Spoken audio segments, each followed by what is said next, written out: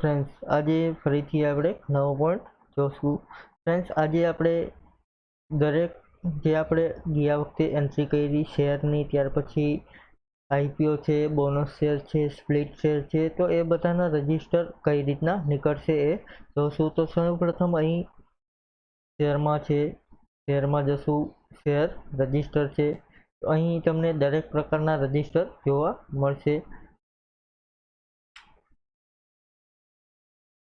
અહીં તમે direct register ખોલી શકશો। ફ્રેન્ડ્સ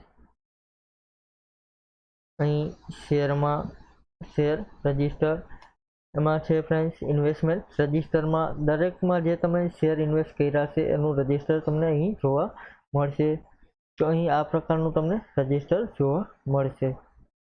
અહીં ફ્રેન્ડ્સ બેલેન્સ માઇનસમાં છે, કારણ કે ત્યારે આપણે બેંકમાં ઓપનિંગ કે એ કાંઈ નાખેલું નહોતું એટલા માટે।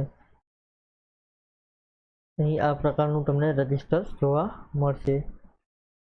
ફરીથી આપણે બીજું રજિસ્ટર ખોલીશું, સેલ રજિસ્ટર, એમાં મ્યુચ્યુઅલ ફંડની આપણે જે એન્ટ્રી નથી કરી એટલે એ નહીં જોશું। ત્યાર પછી ટ્રેડિંગ રજિસ્ટરમાં તમે જે વેચાણ કરો, ટ્રેડિંગમાં શેરનું વેચાણ કરો એટલે કે ઇન્ટ્રાડે વાળું રજિસ્ટર તમને અહીં બતાવશે।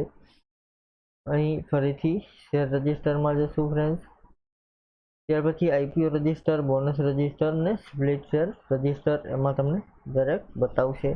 અહીં આઈપીઓ રજિસ્ટર છે, તો આઈપીઓ રજિસ્ટરમાં પણ આઈપીઓ જે આપણે એન્ટ્રી કરી હતી એ તમને અહીં જોવા મળશે। Thank you friends. આ પ્રકારના દરેકના રજિસ્ટર તમને જોવા મળશે અને તમે એ પ્રિન્ટ પણ કરી શકશો અથવા તો અહીંથી એક્સપોર્ટમાં કરી શકશો। અહીં એક્સપોર્ટ થઈ જશે, એસ્કેપ આપીને બહાર નીકળી જશું। Thank you friends. આ પ્રમાણે દરેકના રજિસ્ટર તમને જોવા મળશે। Thank you. આપણો જે રજિસ્ટરનો પોઈન્ટ હતો એ ટ્યુટોરિયલ અહીં પૂરો કરીએ, કાલે ફરીથી એક નવો પોઈન્ટ જોશું। Thank you friends.